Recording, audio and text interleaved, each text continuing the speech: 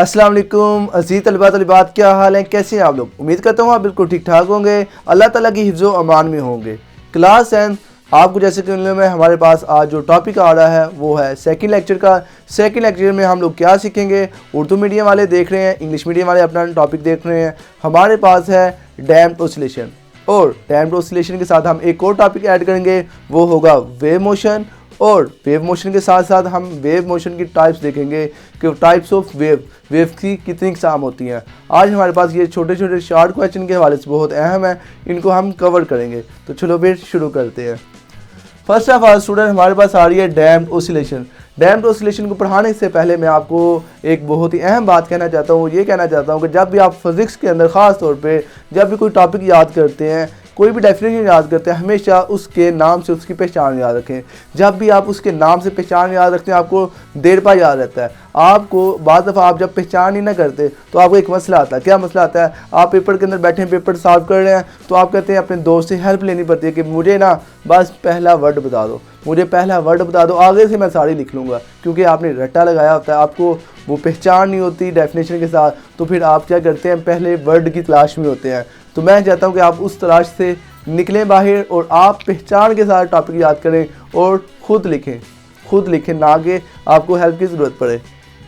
इसकी एक एग्जांपल दे देता हूँ जो मैं आपको बात समझा रहा हूँ। मैं आपके सामने एक जगह का नाम लूँगा और उस जगह का नाम सिर्फ लूँगा और आपके जहन में उस जगह का जो सिटी एरिया है वो सारा दिन में आ जाएगा।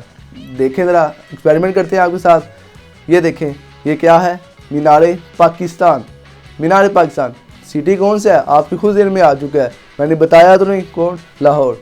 तो ये होती है पहचान। किसी भी चीज़ की जो पहचान है वो बहुत ज़रूरी है। आपके सामने वो चीज़ रख दी जाए, उसका आपको सब कुछ इल्म आपके जहन में चल जाए कि ये इस तरह का होता है, तो वो क्या होती है? उसकी पहचान। तो चलो फिर टॉपिक की तरफ बढ़ते हैं। अब हमारे पास आ रहा है damped oscillation. Damped oscillation, oscillation का मतलब क्या है? ऑसिलेशन का मतलब क्या है? ऑसिलेट करना, ऊपर नीचे होना। तो इसमें क्या होगा? ऑसिलेशन होगी, वेव्स आपकी क्या होगी? ऊपर नीचे होंगे। तो उसके बाद डैम्प्ड है। डैम का मतलब क्या? दब जाना। आसान लफ्ज़ में आपको बता रहा हूँ, दब जाना, कम हो जाना। तो इसकी डेफिनेशन क्या है? The oscillation of a system in the presence of resistive force is called damped oscillation. क्या होता है? मैं यहाँ पे आपको ये वेव्स बना रहा हूँ। ये हमारे पास कुछ वेव्स हैं। यहाँ पे साउंड है, साउंड की एग्जांपल आपको दे देता हूँ। साउंड वेव पैदा हुई एकदम से, फिर आहिस्ता आहिस्ता ये क्या हो रहा है? एम्पलीट्यूड इसका कम हो रहा है। ये जो इसका एम्पलीट्यूड है ये क्या हो रहा है? कम, आहिस्ता आहिस्ता और कम हो रहा है, और एक टाइम आ रहा है और एक टाइम में ये बिल्कुल ख़त्म हो रहा है। तो ये क्या हो रहा है? शुरू में आपका जो है इसका वेव है वो क्या है? ज़्यादा, और आहिस्ता आहिस्ता क्या हो रहा है? कम हो रहा है। तो इसको हम बोलते हैं डैम्प्ड ऑसिलेशन। ऐसी ऑसिलेशन जो आपकी आहिस्ता आहिस्ता वक्त के साथ साथ क्या हो जाए?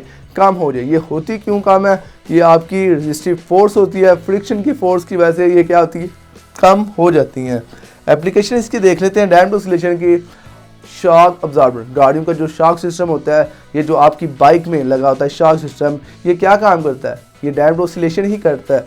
जब आप बाइक को भगाते हैं, एकदम से स्पीड देते हैं, तो रास्ते में कोई जंप आ जाता है, तो जब आप जंप से गुजरते हैं तो आपकी जो गाड़ी का शॉक है वो एकदम से प्रेस होता है, फिर ऊपर होता है। जो उसकी स्पीड होती है वो बिल्कुल आहिस्ता आहिस्ता होता है। वो क्या करता है? बिल्कुल ऐसे ही आहिस्ता आहिस्ता, मतलब एकदम से ऊपर से जब आपने एकदम से प्रेस करते हैं वो आहिस्ता आहिस्ता आहिस्ता नीचे जाता है, फिर ऊपर आता है। वो आपकी वो क्या करता है? जो उसके अंदर एनर्जी आती है, वो आपकी जो एनर्जी है उस एनर्जी को हीट एनर्जी में ले जाता है। वो जो आपके शॉक के अंदर लिक्विड होता है, जो ऑयल होता है, वो उसको क्या करता है? हीट एनर्जी में ले लेता था।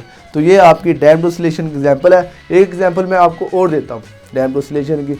आप चेक करें, आपके पास जो पानी है, पानी के अंदर आप कोई पत्थर फेंकते हैं तो उसके ऊपर जो लहरें बनेगी वो आपकी शुरू में बड़ी लहर बनेगी, आहिस्ता आहिस्ता क्या हो जाएगा?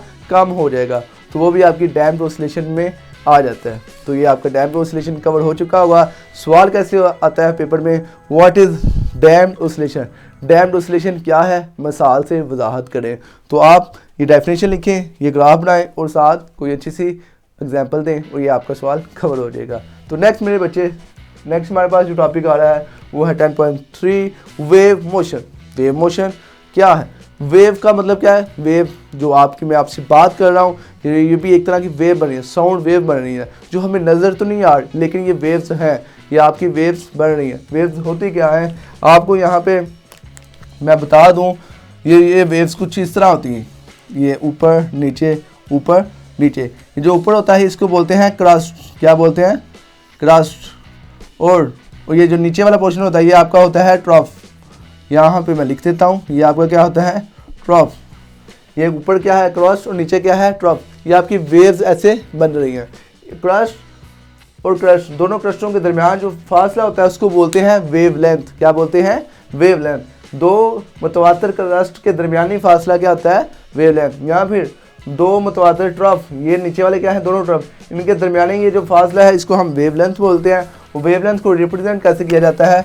उसको रिप्रेजेंट इस तरह किया जाता है। वेवलेंथ का साइन कुछ यूँ होता है। तो मेरे बच्चे, हम वेव की तरह डेफिनेशन करते हैं। वेव क्या होता है? वेव आपका एक तरह का खलल है, एक तरह की डिस्टर्बेंस है मीडियम के अंदर। क्या करती है? ये आपकी एनर्जी एक जगह से दूसरी जगह ट्रांसफ़र करती है। क्या मिसाल आपको देता हूँ। मिसाल के तौर पर आपके पास एक वाटर का टब है, ठीक है। उसके अंदर आपने क्या किया? एक पेंसिल ली है। पेंसिल की मदद से आप क्या करते हैं? उसको डिप करते हैं, पेंसिल को डिप करते हैं। लेकिन उसके ओपोजिट साइड पे, दूसरी सतह पे एक पत्थर है, पत्थर छोटा सा स्टोन है। आपने जैसे ही उसको डिप करना है, ऊपर नीचे करना है, तो वो जो आपकी एनर्जी से जो वाटर के अंदर वेव्स पैदा होंगी, आपकी वो एनर्जी से क्या होगी? मैकेनिकल एनर्जी से वाटर में वेव्स पैदा होंगी। वो वेव्स, वो एनर्जी ट्रांसफ़र होगी, नेक्स्ट जाएगी किसके बाद? वो जो स्टोन आपका वाटर के अंदर पड़ा हुआ है वो भी क्या करेगा? वो भी ऑसिलेट करेगा, वो भी ऊपर नीचे होगा। तो ये आपकी क्या होगी? वेव्स क्या होगी? आपकी एनर्जी को एक जगह से दूसरी जगह ट्रांसफ़र करता है। तो वेव्स आपने सीख लिया, डेफिनेशन इसकी करते हैं। A wave is the disturbance in the medium which causes the particle of the medium to undergo vibratory motion about their mean position in equal intervals of times। तो ये मेरे बच्चे आपकी डेफिनेशन, इसको आपने अच्छे से याद रखना है। नेक्स्ट हमारे पास क्या आ रहा है? एग्जाम्पल्स। वेव की एग्जाम्पल क्या है? देखिए ना, आपकी ये जो खला है, ये जो स्पेस, वहाँ पे चले जाएं। स्पेस के अलावा आपकी ये जो अर्थ है यहाँ पे आ जाएं, तो यहाँ पे वेव्स का बहुत ही अहम रोल है। ये जो आपके पास ये सारा दिन ये जो आप रोशनी देखते हैं, सूरज की सनलाइट देखते हैं, तो ये बच्चे वेव्स की सूरत में आपके पास आ रही है।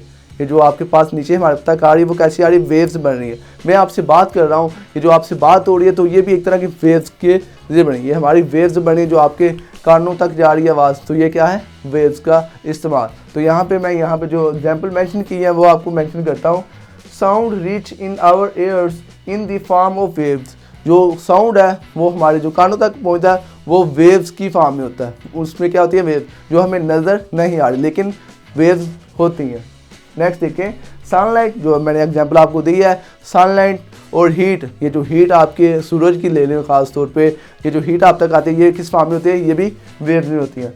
उसके अलावा ये जो आप रेडियो यूज़ करते हैं, टेलीफोन, एक दूसरे से बातें करते हैं, कॉल करते हैं, व्हाट्सएप पे कॉल करते हैं। उसके अलावा आप डिफरेंट सिम्स हैं, जैज़ को यूज़ करता है, कोई टाइनाड है, किसी के पास जोंग है, तो ये डिफरेंट ये जो नेटवर्क है ये भी क्या करते हैं? वेव्स का सहारा लेते हैं।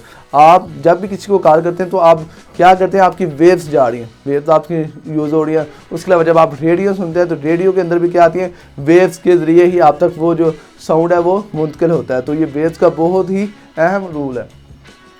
तो वेव्स की आपने एग्जाम्पलें डिफरेंट देख ली हैं।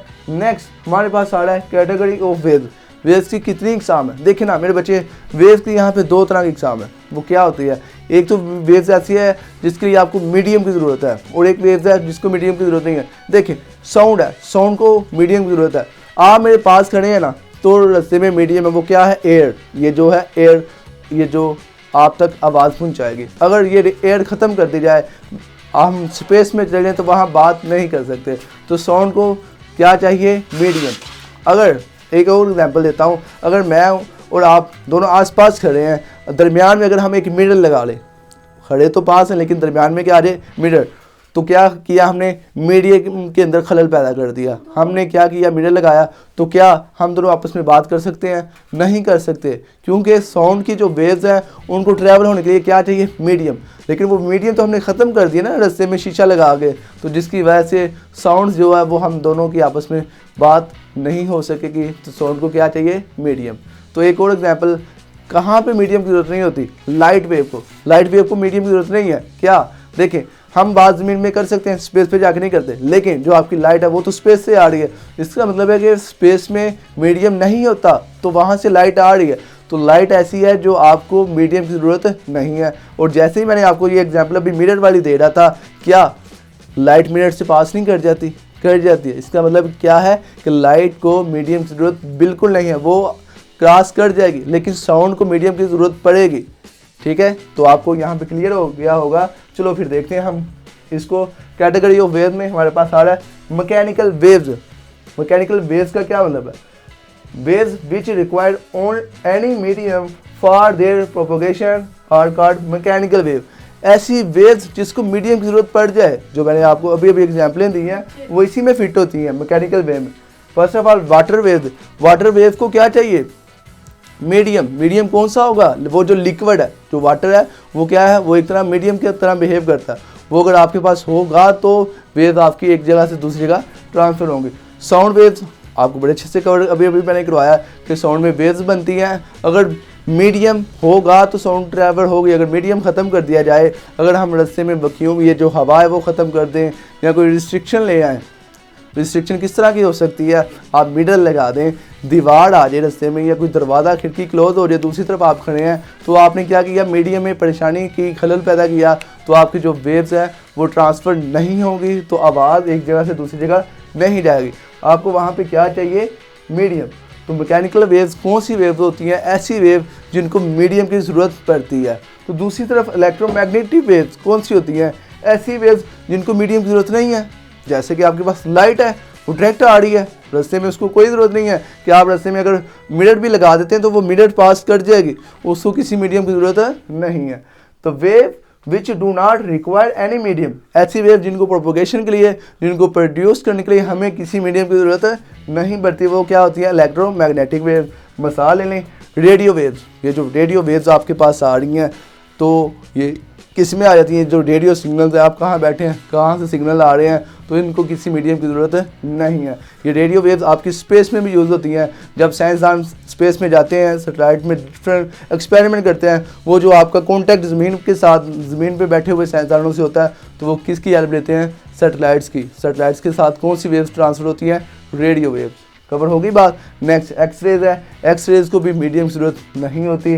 उसके अलावा heat and light wave. Heat और लाइट वेव आपको बड़े अच्छे से कवर करवाया कि आपकी जो हीट है वो भी आपको मीडियम की ज़रूरत नहीं है। वो भी डायरेक्ट देखें ना, कहाँ पे कितनी दूर सूरज है, कितनी दूर, वहाँ से हीट डायरेक्ट आ रही है। अगर उसको मीडियम की ज़रूरत पड़ जाती तो रास्ते में रुक जाती, क्योंकि वहाँ पे रास्ते में एयर ख़त्म हो जाती है स्पेस में, तो वो हीट हमारे तक ना आए, लेकिन वो हमारे तक पहुँच रही है। इसका मतलब है कि हीट और लाइट को मीडियम की ज़रूरत नहीं होती। तो ये आपके बच्चे छोटे छोटे टॉपिक थे। यहाँ पे छोटे छोटे सवालात आ जाते हैं। पहला सवाल यहाँ पे आ सकता है, what is mechanical waves and right it's example. Mechanical waves क्या होती है, उसकी मिसाल दें। और दूसरा सवाल यहाँ पे ये भी बन सकता है, व्हाट इज़ इलेक्ट्रोमैग्नेटिक वेव और राइट इट्स एग्जाम्पल, उसकी एक मिसाल दें और इलेक्ट्रोमैग्नेटिक वेव्स क्या होती हैं। तो इस तरह के आपके पास 2-4 सवाल में ये सवालात आ सकते हैं। आपने इसको अच्छे से याद करना है। और मुझे उम्मीद है कि आज का टॉपिक आपको बड़े अच्छे से कवर हुआ होगा। मुझे आज फिर इजाज़त दें। अपना और अपने घर वालों का बहुत सारा ख्याल रखें और इस चैनल का भी बहुत सारा ख्याल रखें। मिलते हैं नेक्स्ट वीडियो में। अल्लाह हाफिज़।